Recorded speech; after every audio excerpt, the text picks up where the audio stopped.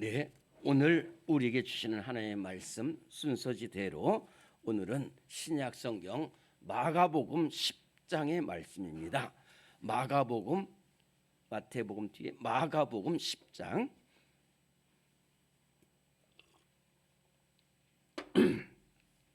46절부터 52절까지의 말씀입니다. 마가복음 10장 46절에서 52절까지의 말씀 찾으셨습니다.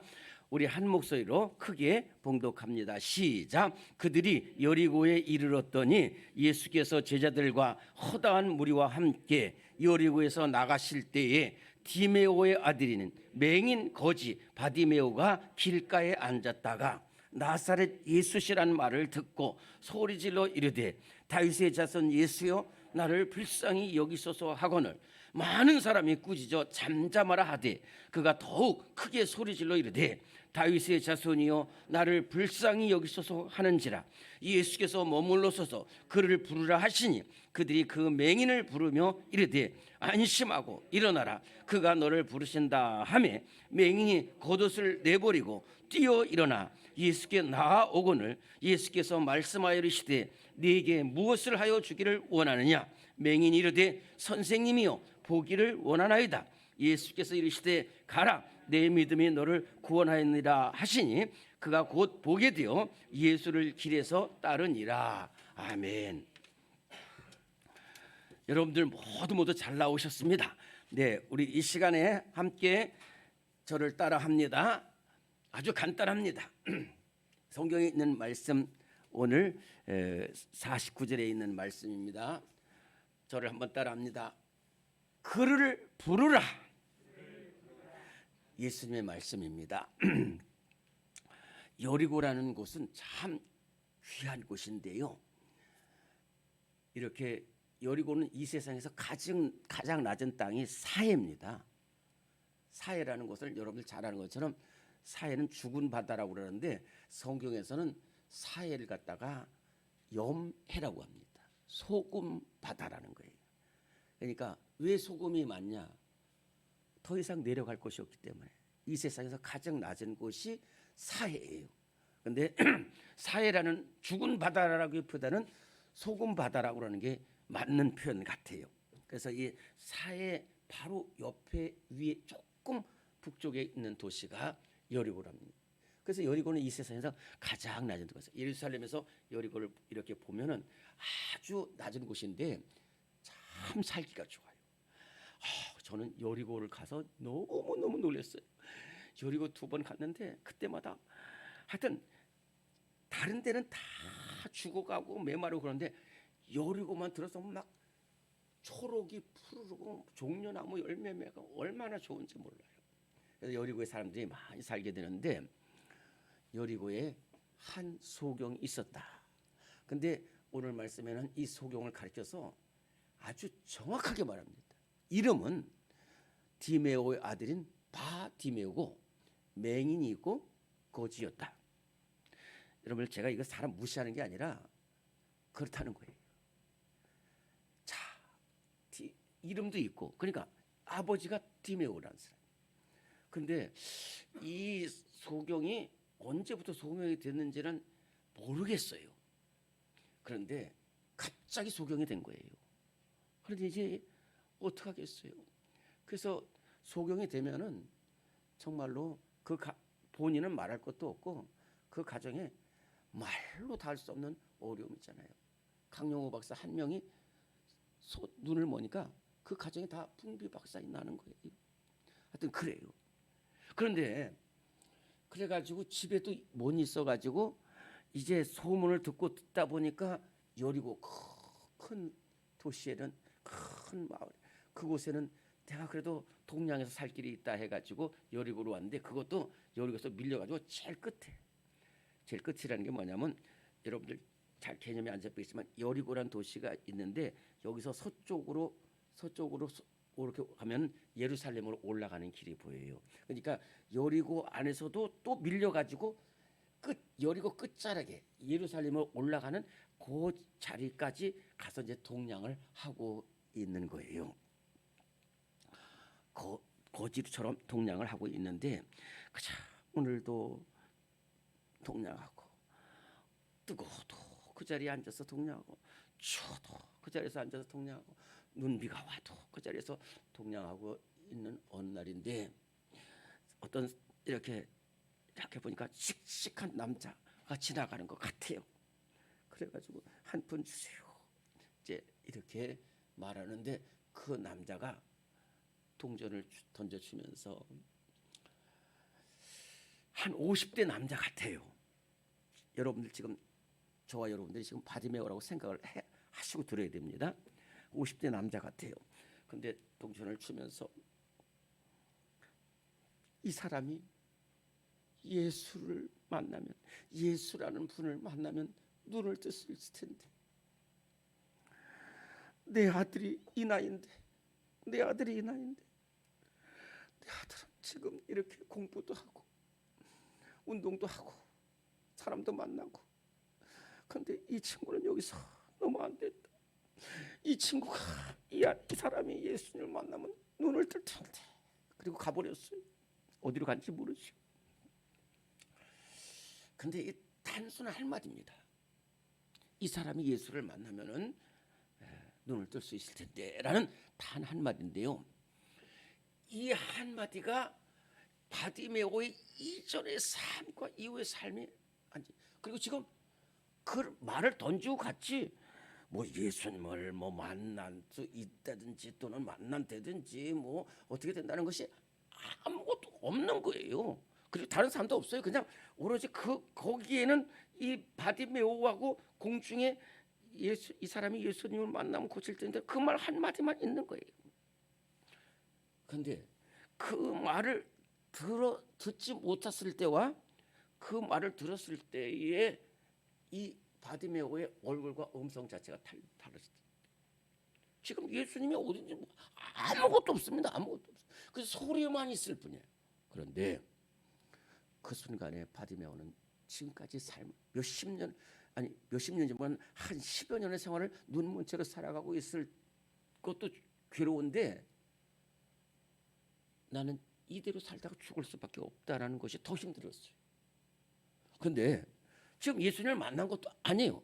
불가능한 일일지도 모르지만 내가 그분을 만나면 눈을 뜰 수 있다라는 그 음성 하나가 바디메오의 심령을 살리는 거예요. 그리고 그 남자분이 뭐라고 말씀하냐면은 이 사람이 예수님을 만나면은 눈을 뜰 수 있을 텐데 하면서 그 뒤에 또 무슨 말을 했냐면은 실로암의 소경이라는 사람도 눈 떴다는 거예요. 여기서 이 바디메오는 세 가지를 생각했습니다. 첫째, 예수라는 분이 계시다. 두 번째, 예수라는 분은 모든 질병을 고쳐줄 수 있다. 세 번째, 증거가 있다는 거야. 실로암 소경이 눈을 떴다는 증거가 있다는 거예요. 이 하나를 갖고 아무것도 없지만 소경이 바디메오가 소망을 가졌어요. 나는 이제 나을 수 있어. 아니 갑자기 입이 달라졌다니까. 지금 아무것도 없는데 나는 나을 수 있다. 나는 나을 수 있다. 이걸 계속 입으로 고백하는 거예요. 왜? 지금까지 들려온 소식은 절망의 소식뿐이었어요. 창세 이래로 소경이 눈을 뜬 일이 없었기 때문에 자기도 그렇게 뭐 앞으로 10년을 살지 20년을 살지 뭐좀 그렇게 살다 이거 벗겨지지 못하고 죽는데 나에게 소망이 있다라는 것을 가지고 그 다음부터 기도하기 시작한 거예요. 예수님 만나. 그러면서 그러면 예수님이 언제 오실지 모르니까 첫째는 뭐냐? 자리를 지켰어요. 언제 오실지 모르잖아. 그러니까 내가 비가 오나 눈이 오나 괴로우나 뜨거우나 그 자리를 지키는 거예요. 여러분들 기도의 자리 지키는 게 얼마나 귀한지 몰라요. 여러 번 말씀드리지만 기도의 자리를 지킨다고 해서 다 복 받고 은혜 받는 건 아니지만은 그래도 끝까지 기도의 자리를 지켜야 될 줄로 믿습니다. 자리를 지켰어요. 그 다음에는 기도했어요. 왜? 진짜 이게 기도라니까요. 믿음은 바라는 것이 실상이 보이지 않는 것들의 증거라고 그랬고 아브라함은 바랄 수 없는 중에 바라고 그러는 거예요. 이거 인간적으로 생각하면 그 남자분이 따뜻하게 동전도 던져주고 예수님 만나면 고쳐질 수 있다는 말을 던져주고 갔지만은 그 남자도 그렇게 생각한 건 아니에요. 하물며 소경이. 예를 들어 우리가 눈을 뜨고 있다면 이 사람이 그래 예수님이 어디 계시냐 뭐 이렇게 찾아가서 그럴 텐데 안 보이는 걸. 10m도 갈지 모르는 사람인데 근데 어떻게 그러나 기도했어요. 예수님 만나게 해주세요. 왜? 예수님이 찾아오시는 길 외에는 없어요. 아무런 길이 없다. 그러니까 그 기도를 시작한 거예요. 그 기도를 시작하면서 믿음이 생기기 시작한 거예요. 그래 나는 예수님을 만날 수 있을 것이다. 이렇게 생각하고 계속하고 기도하고 있던 날 갑자기 뭐가 이상한 거예요. 아무리 봐도 평소와는 다른 날이에요. 아무리 봐도 평소와는 다른 날. 막 자기 옆에 있던 사람들이 쑥 떠나가고 저쪽에서 한 30m, 40m 저 모르겠는데 막 거기서 웅성웅성 소리 들리는데 예수님 오셨습니다. 예수님 오셨습니다라는 소리가 이게 정확하게 들린 거예요. 정확하게 들린 거예요. 이때부터 막 예수님이 오셨다는 것을 직감을 했습니다. 직감을 했어요. 그리고 이게 얼마나 급하냐면요. 오늘 성경에 보면 예수님께서 요 앞에 무슨 말씀하셨냐면 요단강 쪽으로 이렇게 예수님이 예루살렘으로 오셔서 이제 십자가에 못 박히는 바로 그 행로입니다. 그 진행 과정인데 요단강 쪽에서 와가지고 여리고를 지나가지고 지금 예루살렘으로 올라가는 길이거든요. 그리고 이 소경은 여리고 끝이에요. 끝.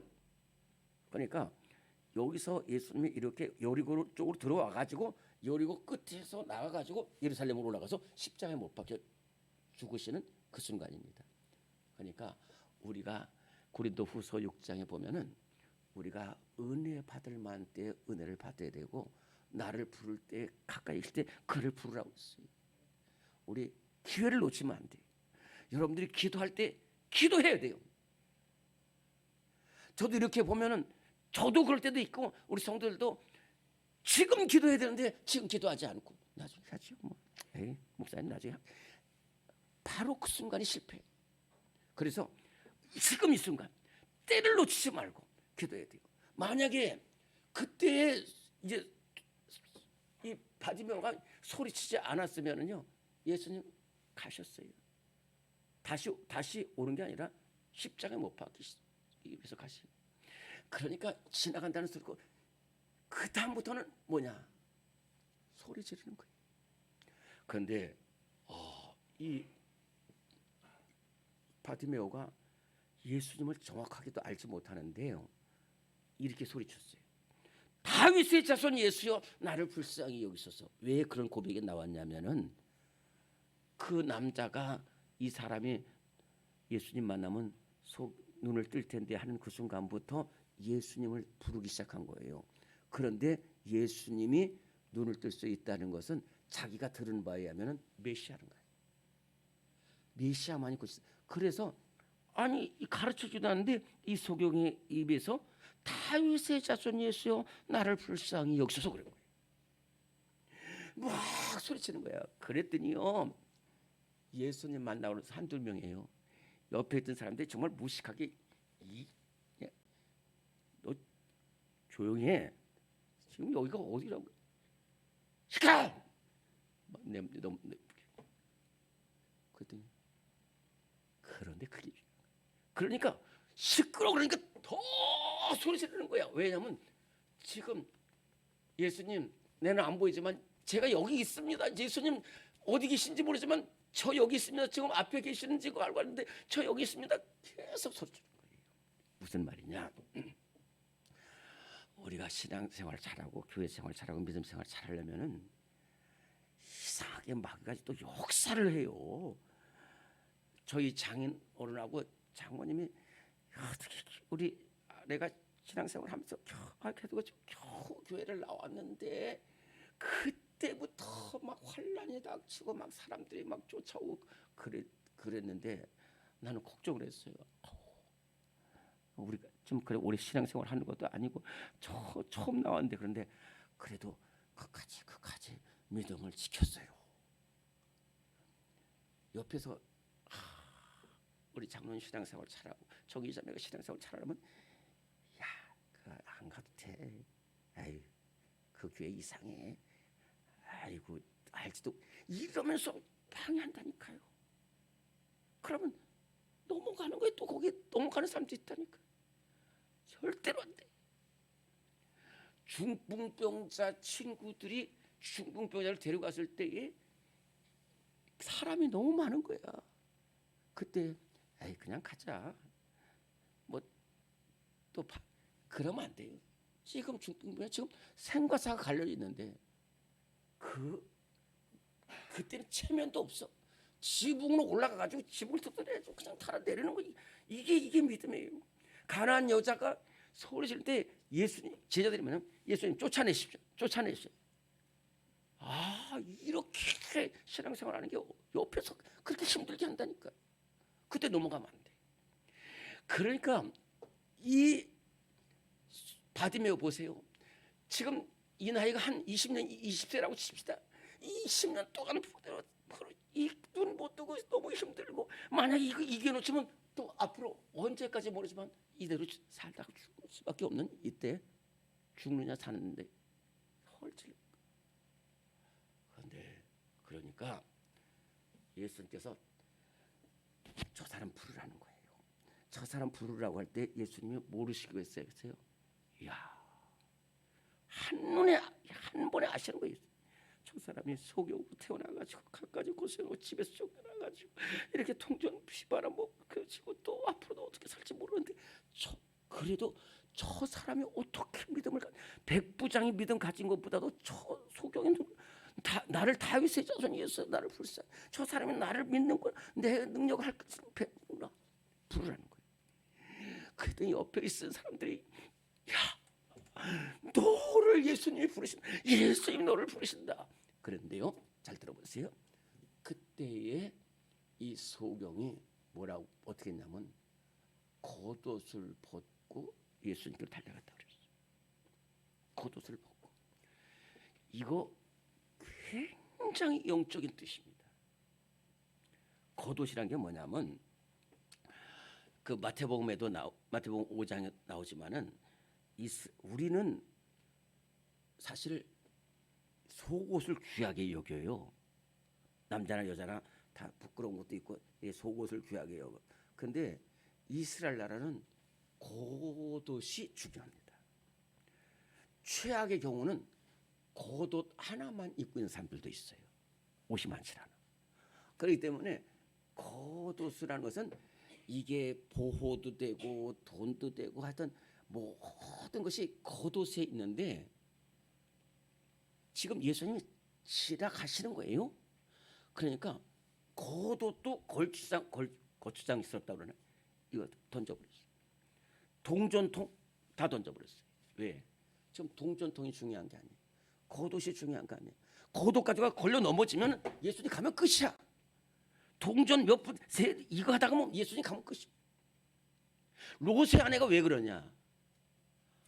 지금 하나님 심판이 있는데 저기 돈 두고 온 거예요. 그런 예 많다니까요. 불타는 집에 있었으면 뭐가 중요해요? 옷이 중요해요? 돈이 중요해요? 가구가 중요해요? 근데 그거 금고 찾으러 갔다 죽고 나오는 사람들이 생각보다 많습니다. 우리도 롯의 안에 돌아가서 하는 거예요.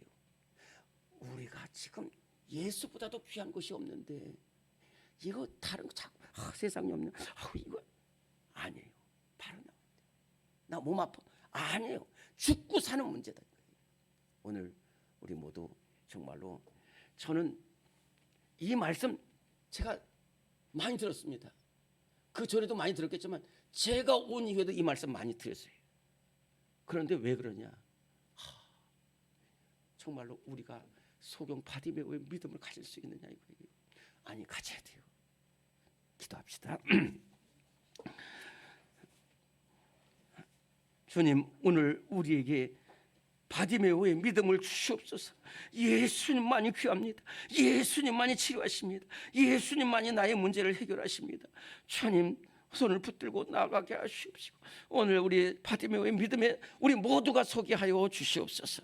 질병에서 건져 주시옵소서. 예수님의 이름으로 기도드립니다. 아멘.